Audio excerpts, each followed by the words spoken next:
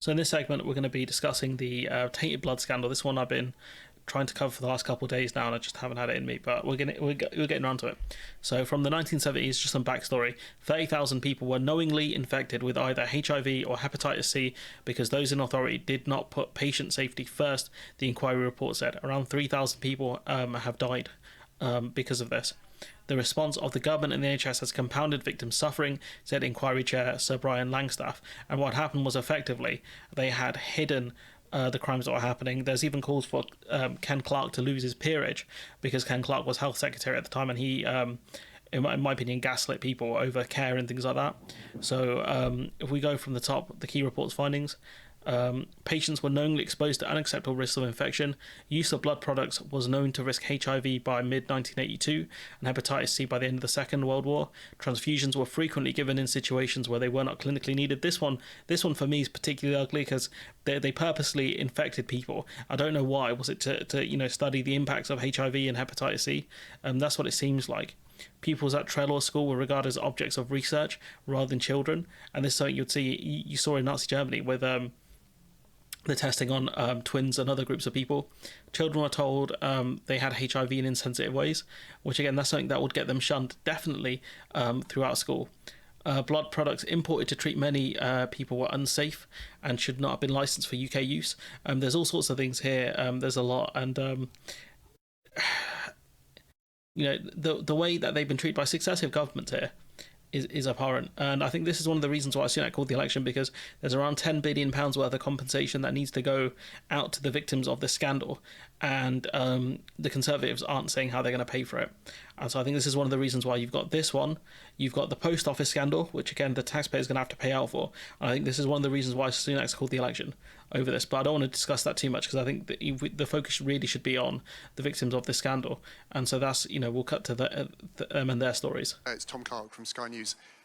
Can I get your reaction to the report's conclusion that there is evidence of a cover-up by the Department of Health and others over the years since the initial wrongs happened right back in the 1970s and 80s? I think I'd say that my reaction to the fact that there has been a cover-up is that to our community, that's no surprise. We've known that for decades, and now the country knows, and now the world knows as well. And the fact that Sir Brian has exposed that not only was there a cover-up, but there was a deliberate attempt to lie and to conceal, and not just by one person either. That this was systemic. This was by government, by civil servants, and by healthcare professionals. So one of the things in that Sky News report, actually, they mentioned that civil servants actually destroyed documents. And so no one has been criminally charged, as far as I'm aware, over this. And I think they should be. There should be a top-down search of everyone involved in the cover-up, and they should be put on trial. They should be put on trial for it. I think that really rocks what we think of as society and really challenges the trust that we put in people to look after us, to do their best and protect us. None of that can we take for granted anymore. And it's one of the important things, there is a level of trust we have to have in the government, but when governments, successive parties, do this kind of stuff, there really has to be more independent watchdogs and things like that. It's got to be, when people say that I've been the victim of something, like in the case of these people here with tainted blood, and in the post office scandal, instead of ignoring them and saying, oh, you're getting the best care, or you're a criminal or whatever, which they said to the post office people, they should be listened to. They should be listened to and said, look, okay, what's happened here? How did this happen? And they should go for a system of containment rather than a system of denial. That's the first thing that should happen. Mistakes happen. I think with this one particularly, I don't think it was a mistake. There was a malicious actions, in my opinion, that were taken on some of these people where they were given blood unnecessarily. But for me, I think there has to be more of a system of accountability, and there has to be more independence in people being able to go in and say, look, this is what's been accused. We're going to just have a look. We're going to see what's happened, and kind of start from the beginning and really look at things. Because had that happened here, instead of gaslighting these people and saying, oh, you're getting the best care possible, we're doing the testing, even though they weren't doing testing and blah, blah, blah, what they did was make a problem far, far worse.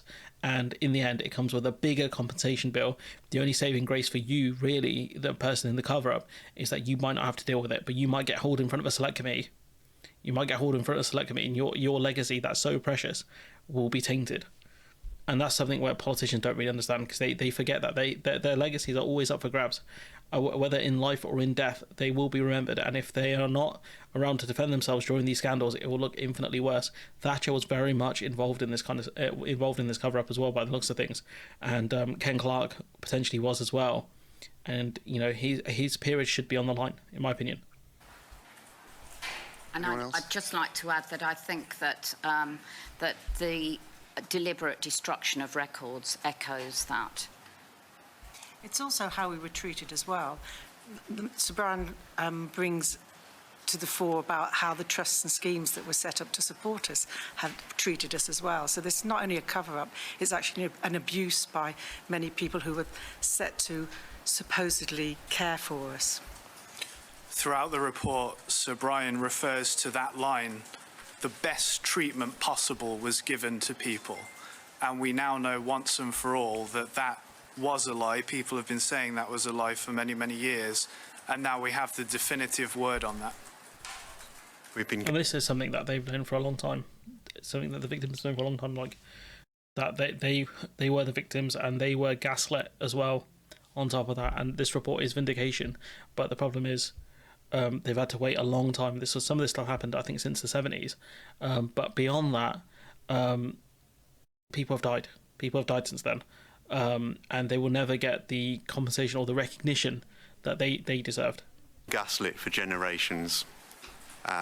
This report today brings an end to that, and it looks to the future as well, and says that this cannot continue, this ethos of denial and cover-up, and that the duty of care for candour has to be reviewed going forward. So 100%, and we saw that with the baby killer, Lucy Letby, or whatever her name was. She managed to get away with it because, doctors and medical professionals and parents were ignored. Medical professionals were told, zip it, because they would face potential sanctions, because hospitals don't want to be outed as being troublesome because they'll be put under special measures. So what they would rather do is cover things up. But in the end, all that happens is if you're still there, you'll put your neck's on the line even worse. And if you're not there, the hospital will still be put under special measures. The only reason you get involved is a cover-up, is because you want to delay a story getting out as long as possible in the hopes that you're out of the firing line. Whereas if these people were actually honest from the start to these people, they would face potential sanctions, but it won't be anywhere near as bad. And also the fact that you have a duty of care in these roles. That's one of the other things that, doctors, certain medical professionals seem to forget, that they do have a duty of care, at least the ones involved in scandals anyways. Do the right thing and just be honest when you make a mistake, because if not, you ruin more people's lives than you can imagine. this can never happen again. And people have lost decades of their life campaigning, and that has added to the trauma. Not only are you dealing with infection, dying, loss of family, loss of years and years of that have been wasted on this campaigning. It should never have happened. It should have been dealt with straight away. And as I sit here as one of 27,000 blood transfusion victims, that's what echoes in my head. Behind every one of those 27,000 is a family. That's 100% true. There's a couple other bits and pieces I want to discuss. But there is also compensation for huge financial losses that have been made by people. A year ago, Sir Brian Langstaff was reminding us today, he told government there can be no delay. Put the mechanisms in place now to get that money out to people. We're still waiting. I mean, you've worked as an advisor before, haven't you, Mercy? I mean, how difficult is it for politicians to find this kind of money? I mean, it must be difficult. Yeah, it inevitably is, especially given the state of our public finances at the moment. But I think finally, of course, we are seeing Jeremy Hunt, the Chancellor, we are seeing politicians acknowledging that this has to be done, and the government has said, you know, whatever the cost, they will, you know, foot that bill, and rightly so. I think the other thing that's been mentioned is potential convictions or how any legal routes to accountability. We're not the only country that has had a blood scandal. France had a blood scandal, Canada. And this way, I didn't know that other countries like France and Canada had blood scandals, but you know, she kind of points out these were dealt with a long time ago.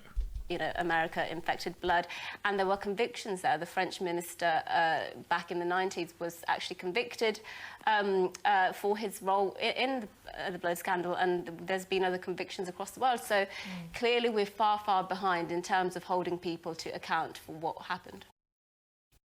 And that's what I'm saying, like, it should have been done. Criminal conviction should be had. Like, other countries dealt with it much better than we did. And that's the thing, like, we've seen cover-ups. This is really these inquiries back to back, because the post office one's still ongoing.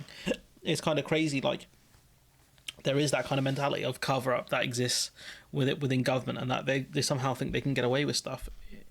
It doesn't make any sense to me anyways, but, Stephen Flynn talks about decades of deflection, decades of denial, decades of deceit. The infected blood scandal report should anger us all. He does give a lot of credit to the families and the victims as well, which I can respect him for. Kind of as Home Affairs Select Committee Chair Diana Johnson points out, it's the cover-up. It's the fact the government and the NHS and the medical establishment for decades said they had done nothing wrong. And that's the thing that I think irks victims even more, and the families even more. Like, they, as we covered before, they were gaslit effectively and told they received the best care possible, when they simply know that wasn't true.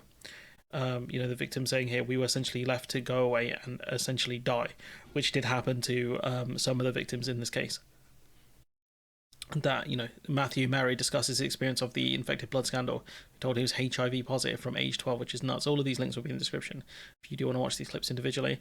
I did want to cover this clip from Andy Burnham, actually, because this was one of the important ones. They're all important, but this is one of the ones that has, like, political consequences.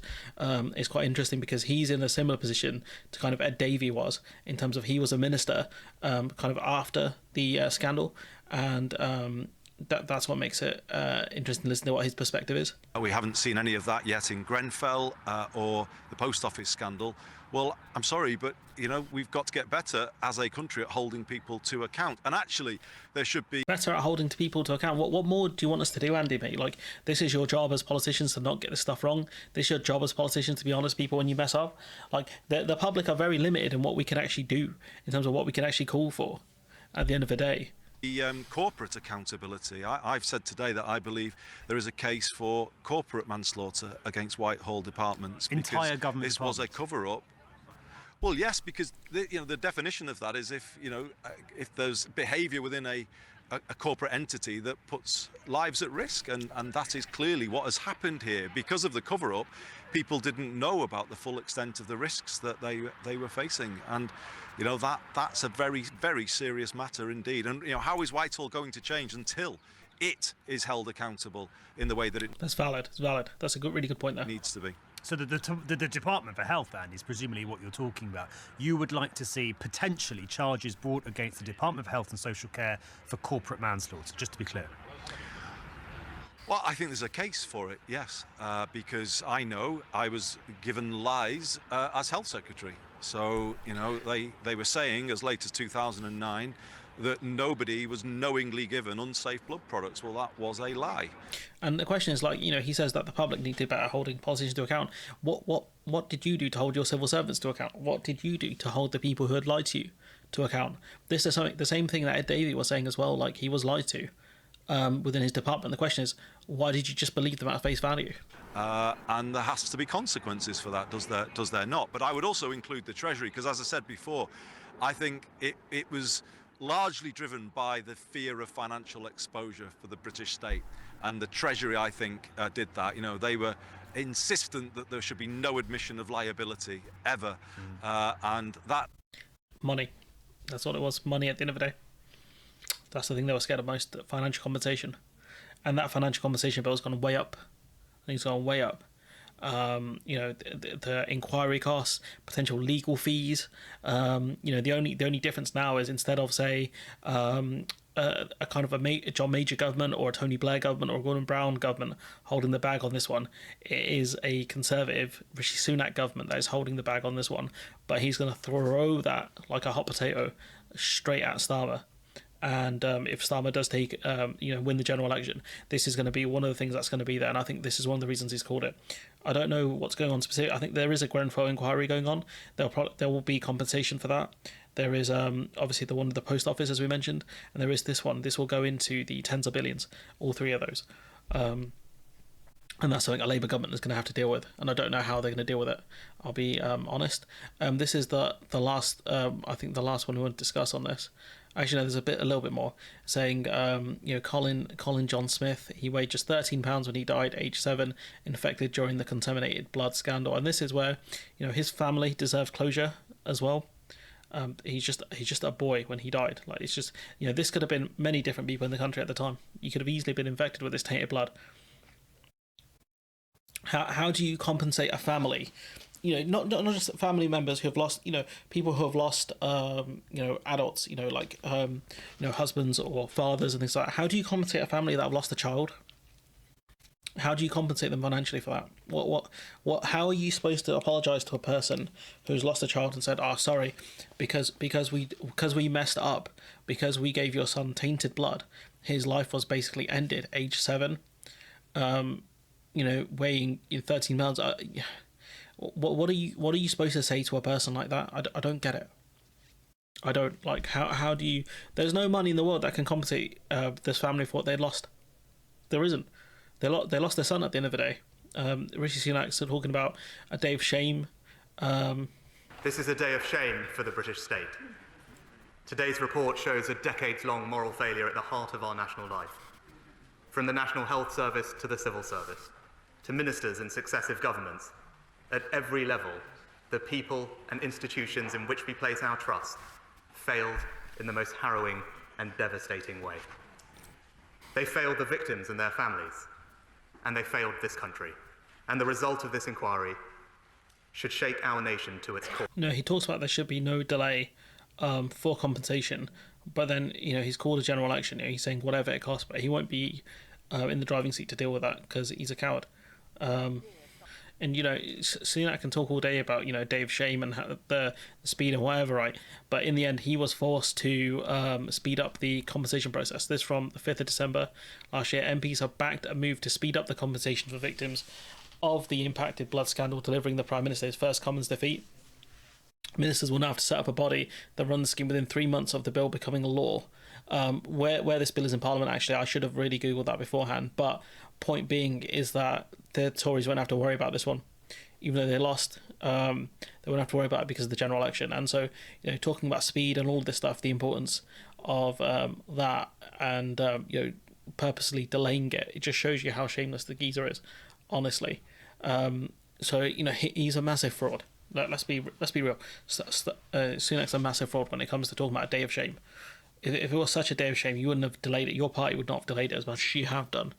And now you've dragged it out so long that you bunch of losers won't have to deal with it. And how Starmer deals with this, we'll have to wait and see. Because again, you're talking a cost of £10 billion, but I do want to leave the audience with the question of how much, how do you compensate a family who have lost family members? But more importantly, how do you compensate a family that has lost a child, age 7? How do you compensate them?